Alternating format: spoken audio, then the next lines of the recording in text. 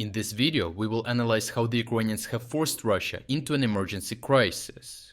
Here, the situation escalated as long lines at fuel stations, road jams, and restrictions on fuel purchases are now happening at the very heart of Russia.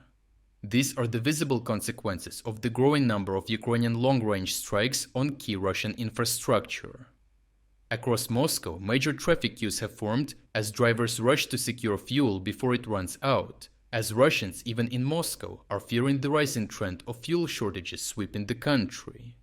Several fuel companies have already introduced limits on purchases, restricting customers to 60 liters of gasoline or 100 liters of diesel, trying to prevent panic.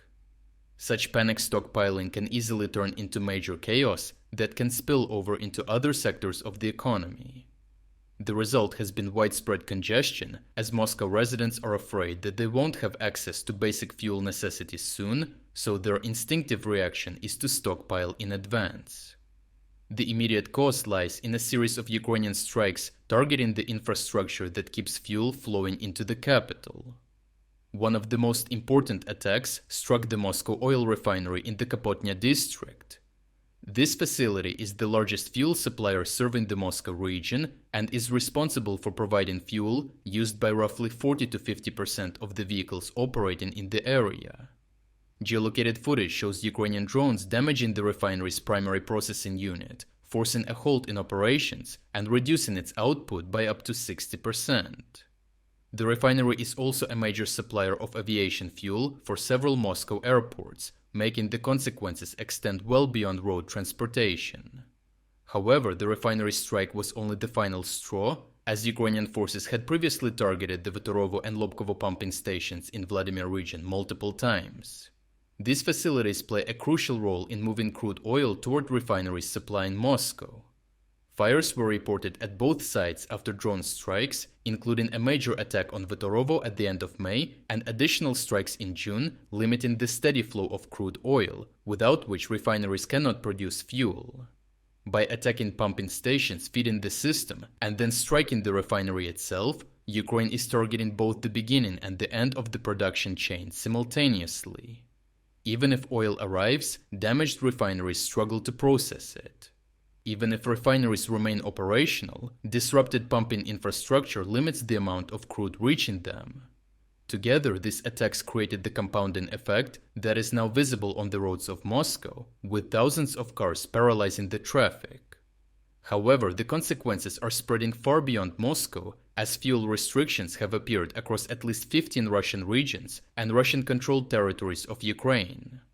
St. Petersburg has introduced limits ranging from 50 to 95 liters per customer, depending on the supplier, to prevent stockpiling and even bigger crises. Tatarstan, Belgorod, Kursk, Rostov, Voronezh, Ryazan, Krasnodar, and other regions are reporting similar measures, as fuel deliveries are becoming increasingly uneven, with regions competing for reduced supplies. Russia has sharply increased imports from Belarus up to 49,000 metric tons of gasoline and 33,000 metric tons of diesel, but even this dramatic increase cannot compensate for Russian consumption levels and the developing nationwide strain. This situation has been amplified by continued Ukrainian strikes against energy infrastructure throughout Russia, with repeated targeting of facilities supplying fuel to the regions. Ukrainian drones struck the Krasny Yar pipeline station and Yefimovka pumping infrastructure in Volgograd region, targeting critical facilities responsible for moving crude oil through Russia's fuel supply network. They also attacked the Afipsky and Ilsky refineries in Krasnodar Krai, the Taneko refinery in Tatarstan, the Kuibyshev refinery in Samara region, the Yaroslavl refinery north of Moscow, and the Saratov refinery, targeting key refining facilities responsible for converting crude oil into fuel products. Additional strikes have targeted fuel depots and storage facilities near Moscow, Taganrog, Ust-Labinsk, Novorossiysk, Perm, Krasnodar, and Bashkortostan. The Ukrainian attacks against storage sites also serve an important purpose. While damaged refineries reduce production, stored reserves can temporarily compensate.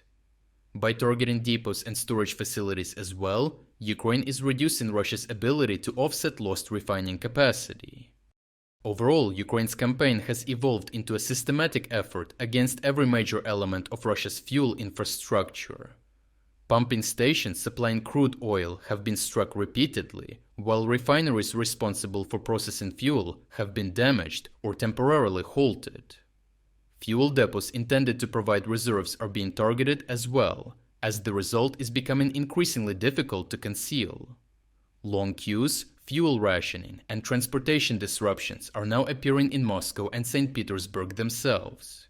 As Ukrainian strikes continue and more facilities come under pressure, the strain on Russia's fuel network is growing, bringing even greater problems for the country's leadership.